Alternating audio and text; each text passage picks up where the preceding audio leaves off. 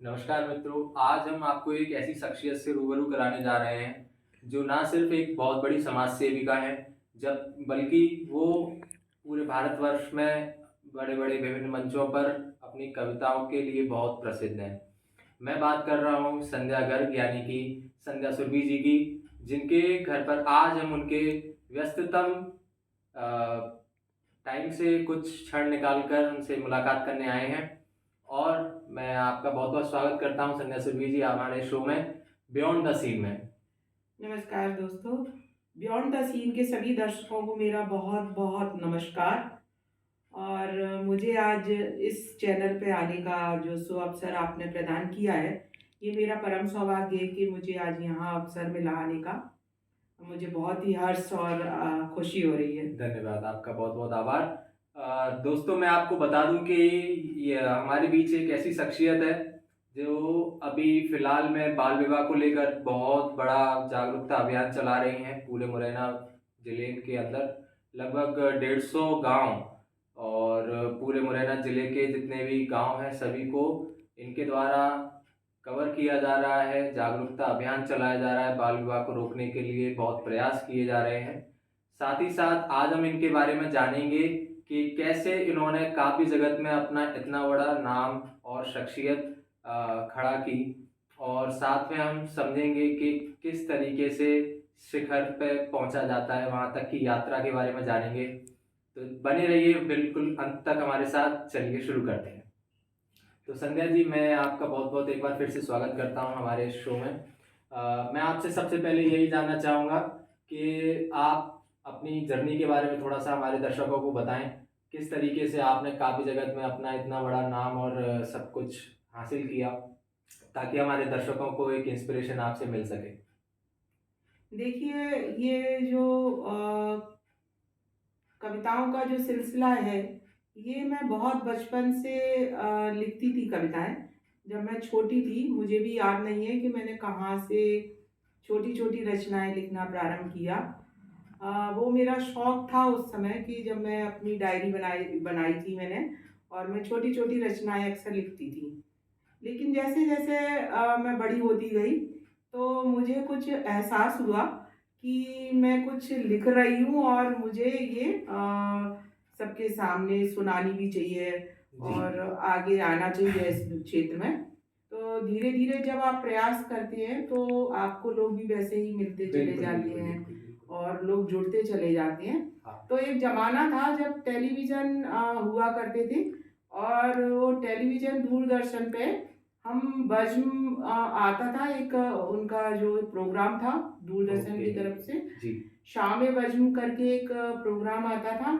उसमें हम बशीर बद्र साहब को और बहुत सारे शायरों को सुना करते थे उस समय। और बहुत सारे प्रोग्राम ऐसे आते थे जिसमें बहुत बड़े-बड़े कवि उस समय के जैसे चक्रधर साहब हैं और प्रदीप चौबे जी हैं, अशोक चक्रधर जी, प्रदीप चौबे जी, बालकवि बैरागी जी और कई बड़े-बड़े नाम जो उस समय आते थे, तो मैं उनको देख के बहुत इंस्पायर होती थी। मुझे लगता था कि ये तो बहुत अच्छी चीज़ है कि जिसके माध्यम से हम कुछ लिख रहे हैं और समाज के सामने एक आईना बन के प्रस्तुत हो रहे हैं। तो वहाँ से मेरा एक शौक ऐसा जागृत हुआ जी। कि मैंने आगे चल के अपने आप को इस रूप में पाया कि मैं भी मंचों पे जाने लगी। धीरे-धीरे मैं छोटे मंचों पे गई, फिर बड़े मंचों पे जाने लगी। बड़े-बड़े कवियों के साथ मुझे मंच शेयर करने का मौका मिला और मैं पता नहीं कब इस क्षेत्र में आगे आ गई, और मुझे बड़ा हर्ष होता है कि मैं एक साहित्य की सेवा कर पा रही हूँ। जी, जी, जी। तो मैं यहाँ पे आपसे एक इसी से जुड़ा हुआ एक और सवाल आपसे पूछना चाहता हूँ। चूँकि अब आज के दौर में तो हम देख रहे हैं कि किस तरीके से हमारी जो महिलाएँ हैं वो सभी क्षेत्रों में बहुत आगे हैं और अच्छा कर रही हैं। लेकिन उस समय की बात जब आप कह रही हैं कि दूरदर्शन पे आप सीरियल देखती थी या किसी टीवी शो के माध्यम से आपको एक प्रेरणा मिली, और उस समय काफ़ी मुश्किल रहा होगा आपके लिए एज़ अ लेडी या एज़ अ फीमेल अपने शौक को सामने लेके आना और प्रदर्शित करना। मुझे लगता है कि कहीं न कहीं कोई रुकावटें आपके जीवन में भी आई होंगी ऐसी। तो तो आप हमारे दर्शकों को थोड़ा-सा बताइए कि एज़ अ फीमेल आपको क्या-क्या चैलेंजेस फेस करने पड़े उस दौर में? देखिए स्वाभाविक है कि आप कोई अच्छा काम करने जाती हैं तो कुछ परेशानियां तो सामने आती हैं। हर व्यक्ति का जीवन ऐसा ही रहता है। तो मेरा भी ऐसा ही रहा कि मैं बचपन में लिखती थी, लेकिन मुझे मेरे घरवालों ने उतना प्रमोट नहीं किया कि आपको मंचों पे जाना चाहिए और आपको, क्योंकि उस समय का माहौल ऐसा था कि लड़कियों को थोड़ा कम निकलने देते थे। जी, और जी। विशेषकर रात में कवि रात्रि काल सम्मेलन में। होते हैं, हाँ, हाँ। तो रात्रि में कवि सम्मेलन में जाने की अनुमति लड़कियों को कम होती थी। तो मेरे पिताजी और मेरे भाई वगैरह भी इसके खिलाफ ही थे एक तरह से। तो मैं कभी शादी के पहले तो कवि सम्मेलन में नहीं गई, जी। पर मैं अनवरत रूप से कविताएं लिखती रही। और जब मेरी शादी हुई तो मुझे मेरे ससुराल वालों ने मतलब बहुत प्रमोट किया और मुझे बहुत सहयोग किया। मेरे पति मुझे कवि सम्मेलन में अपने साथ लेके जाते थे और उन्होंने मुझे बहुत प्रमोट किया कि आपको कविताएँ पढ़ना चाहिए, मंच पे जाना चाहिए, आप अच्छा गा सकती हैं, अच्छा लिख रही हैं। तो वो साथ लेके भी जाते थे। इस तरह से मेरा ये क्रम शुरू हुआ और मैं कवि सम्मेलनों में जाने लगी। तो परिस्थितियाँ तो निश्चित तौर पे सामने आई कि अवरोध भी आए, लेकिन उन सबको पार करके आप अगर मन में ठान लिए तो आगे जा सकते हैं। तो आपकी इस इंस्पायरिंग स्टोरी को सुनकर मुझे निदा फ़ाज़ली जी की 2 लाइनें याद आती हैं कि कोशिश भी कर, उम्मीद रख और रास्ता भी चुन। हुँ, कोशिश भी कर, उम्मीद रख और रास्ता भी चुन, फिर थोड़ा-सा मुकद्दर तलाश कर। वाह! तो आपकी जो स्टोरी है उसमें ये सामने आया कि आप मैरिज मैरिज होने के बाद आपको आपके फैमिली इन-लॉज़ ने काफ़ी प्रमोट किया। ये काफ़ी इंस्पायरिंग चीज़ है, जनरली ऐसा होता नहीं है और ये होता भी है तो काफ़ी कम ऐसे केसेज़ देखने को मिलते हैं। तो संध्या जी मैं आपसे जानना चाहूँगा कि जब आप बड़े-बड़े मंचों पर बड़े-बड़े कवियों के साथ मंच साझा करने लगीं, तो क्या आपको अंदर से आत्मविश्वास की कभी ऐसी कोई कमी महसूस हुई या किसी तरीके का कोई ऐसा कॉन्फिडेंस बूस्टर आपको ज़रूरत लगी किसी समय पे? कई परिस्थितियाँ ऐसी बन जाती हैं कि जब लगता है कि हाँ, थोड़ा-सा, लेकिन फिर भी ऐसा कोई वाक़या मुझे याद नहीं है कि मेरे साथ ऐसा कुछ हुआ। मैं कवि सम्मेलनों में जाने लगी, शनैः-शनैः मुझे प्रैक्टिस बढ़ती गई, धीरे-धीरे मैं कवि सम्मेलनों में मंचों पे कविताएँ पढ़ने लगी हुँ, और मुझे नहीं लगता कि कोई ऐसा वाक़या सामने आया कभी, हुँ, जिससे हुँ। कि मुझे लगा हो कि मुझे कोई दिक्कत है। अच्छा, क्योंकि कवि सम्मेलनों में कभी मुझे नहीं लगता कि कोई ऐसा फेस जी, करना पड़ती है चीज़ें। जी, अगर आप अच्छी कविताएँ, रचनाएँ पढ़ती हैं तो श्रोता निश्चित तौर पर बहुत अच्छे से सुनते हैं और हुँ, आपको बहुत एप्रिशिएट भी करते हैं। जी। तो अब मैं थोड़ा-सा आपके समाज सेवा से जुड़े क्षेत्र के बारे में जानना चाहूँगा। आप इस क्षेत्र में काफ़ी लंबे समय से काम कर रही हैं। आपने पहले भी एचआईवी एड्स के ऊपर काफ़ी काम किया हुआ जी। है और बच्चों के बाल विवाह को रुकवाने के लिए अभी प्रेज़ेंट में आप काफ़ी जागरूकता फैला रही हैं, कार्यरत हैं। तो मुझे थोड़ा-सा ये बताइए आप कि आपने जीवन में ये समाज सेवा की प्रेरणा आपको कहाँ से मिली और किस तरीके से आपने ये अपना सफ़र शुरू किया? देखिए मैं पहले, सबसे पहले जो है एक एनजीओ है, धरती संस्था, यहाँ जो बहुत बड़ी एनजीओ के रूप में काम करती है जिला मुरैना में। उसमें एक वैकेंसी निकली, तो मैं उस वैकेंसी के लिए मैंने अप्लाई किया और मेरा एचआईवी एड्स के प्रोजेक्ट कोऑर्डिनेटर के लिए सिलेक्शन हो गया। जी। तो वो सन 2008 की बात है, जी। जब मैं एचआईवी एड्स के प्रोजेक्ट कोऑर्डिनेटर के रूप में काम करना शुरू किया मैंने। और वहाँ से मेरे को एक समाज सेवा करने का एक ऐसा जुनून और जज़्बा आया सामने। मेरे दिमाग में आया कि भई समाज सेवा तो बहुत अच्छी चीज़ है और हमें करना ही चाहिए। क्योंकि निश्चित तौर पे कि गवर्नमेंट सारे काम नहीं कर सकती, तो हमें व्यक्तिगत तौर पे भी समाज के लिए कुछ समर्पण अपना दिखाना चाहिए, ये प्रत्येक व्यक्ति का दायित्व है। तो मैं वहाँ से एचआईवी एड्स की प्रोजेक्ट कोऑर्डिनेटर के काम करते-करते फिर एनएचएम की जिला मास्टर ट्रेनर भी मैं अरे बन वाह! गई। तो आशा कार्यकर्ताओं की ट्रेनर मैं बनी और मैंने बहुत सारे मॉड्यूल आशा कार्यकर्ताओं को पढ़ाए हैं, उनको प्रशिक्षण दिया है और आज भी मैं उस काम को कर रही हूँ। और रही बाल विवाह की बात तो कैलाश सत्यार्थी चिल्ड्रन फाउंडेशन के माध्यम से मैं आज भी प्रोजेक्ट कोऑर्डिनेटर के रूप में जिला मुरैना में 150 गाँव में काम कर रही हूँ, जिसमें 3 ब्लॉक है, मुरैना, जौरा और कैलारस। 3 ब्लॉक के 150 गाँव में हम लोग काम कर रहे हैं, जिसमें हमारी टीम है 15 लोगों की और हम बाल विवाह मुक्त भारत बनाने का अभियान लाए हैं। कोशिश कर रहे हैं कि ग्रामीण इलाकों में जागरूकता आए और जितने भी बाल विवाह हो रहे हैं उनको रोकने का प्रयास भी कर रहे हैं और एक बहुत बड़ा जागरूकता अभियान चला रहे हैं जिसके माध्यम से इस कुरीति को मिटाया जा सके। निश्चित ही आपका ये अभियान सफल होगा।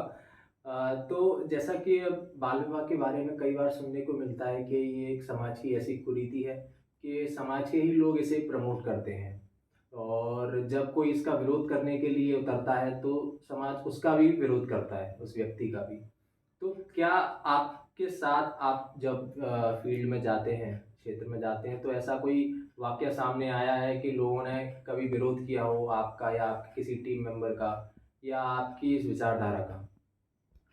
देखिए, बाल विवाह को रोकना, चूँकि हमारे समाज में विवाह एक बहुत ही व्यक्तिगत और अपनी भावनाओं से जुड़ा हुआ रिश्ता होता है। तो किसी के अगर विवाह को हम रोकते हैं, चाहे भले ही वो बाल विवाह है, वो माना कि वो गलत कर रहा है व्यक्ति, लेकिन वो अपनी नज़रों में तो सही है ना। जी। तो जब वो उसके बाल विवाह को हम कानूनन तौर पर रुकवाने का प्रयास करते हैं, तो हम निशाना तो बनते हैं और उसका वो बहुत अपोज़िशन भी करते हैं, बहुत विरोध भी करते हैं। हम लोगों की जान तक पे एक खतरा मंडरा जाता है कि भई किसी की शादी को रुकवाना कोई मज़ाक का विषय तो नहीं है। हुँ, लेकिन हुँ। चूँकि वो एक बाल विवाह बच्चों की दृष्टि से भी बहुत गलत है, समाज की दृष्टि से भी बहुत गलत है और कानूनन दृष्टि से भी बहुत गलत है। तो वो रुकवाना हमारा दायित्व है। तो इसलिए फिर वो हमें रुकवाना तो होता है, शासन प्रशासन की मदद भी हम उसमें लेते हैं और उस बाल विवाह को रुकवाते हैं, चाहे फिर हमारी जान ही क्यों ना जाए। लेकिन जो समाज में फैली कुरीति है, उसके प्रति हमें जागरूकता लाना है और गलत चीज़ों को रुकवाना है। जी, जी, जी। काफ़ी जोखिम भरा काम है ये बिल्कुल। और काफ़ी मुझे लगता है कि इसमें काफ़ी लोगों का सहयोग भी लगता होगा आपको।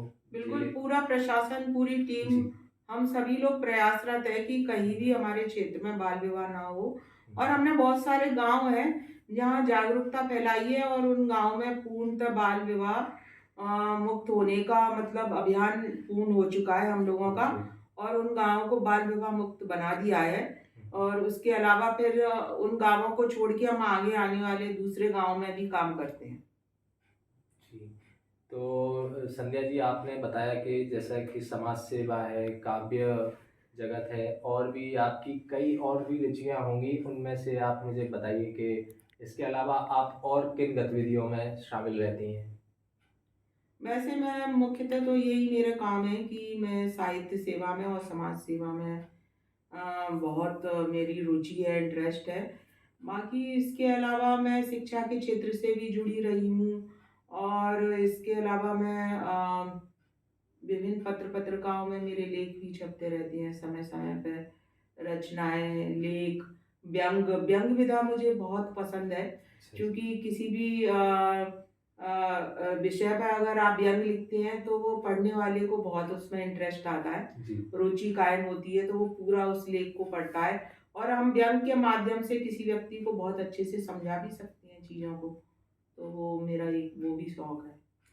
इसके अलावा मैं गीत भी अच्छे गाती हूँ, फ़िल्मी गाने भी गा लेती हूँ और कुछ एक वाद्य जैसे हारमोनिका वगैरह, माउथ ऑर्गन वगैरह भी मैं प्ले करती हूँ। तो आपके सबसे पसंदीदा गीतों में से अगर कुछ 2 लाइन हमारे दर्शकों को सुनने को मिले, तो मुझे काफ़ी अच्छा लगेगा।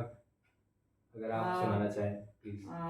फ़िल्मी गीत सुनाऊँ या अपना जैसा मतलब आपका मन हो, जो आपको सबसे पसंद है, वो सुना सकते हैं आप। हाँ, मैं सुनाती हूँ, कुछ प्रयास करती हूँ कि फ़िल्मी गीतों में मुझे एक गीत याद आ रहा है, जो बहुत अच्छा गीत है, फ़िल्म सौतन का गीत है, जो बहुत प्रेरणादायी है, मुझे बहुत अच्छा भी लगता है। रात तारों भरी ना मिले तो दिल का दीपक जलाना क्या बात है! पड़ेगा। जिंदगी प्यार का गीत है, हंस के उस पार जाना पड़ेगा। जिंदगी गम का सागर भी है, हंस के उस पार जाना पड़ेगा। जिसका जितना हुआ चल यहाँ पर, उसको सौगात उतनी मिले। रात तारों भरी ना मिले तो दिल का दीपक जलाना क्या पड़ेगा। बात है! क्या बात है! क्या बात है! कितना प्रेरणादायी गाना आपने सुनाया है। मुझे आपसे मिलकर बहुत अच्छा लगा। आपके मुझे साथ भी कुछ क्षण बिताकर काफ़ी मुझे भी बहुत प्रेरणा अच्छा मिली है। लगा। आपके चैनल को बहुत बहुत शुभकामनाएं, और आप नित्य नई प्रगति कायम करें, ऐसी शुभकामनाओं के साथ। बहुत बहुत धन्यवाद। जी, बहुत-बहुत धन्यवाद।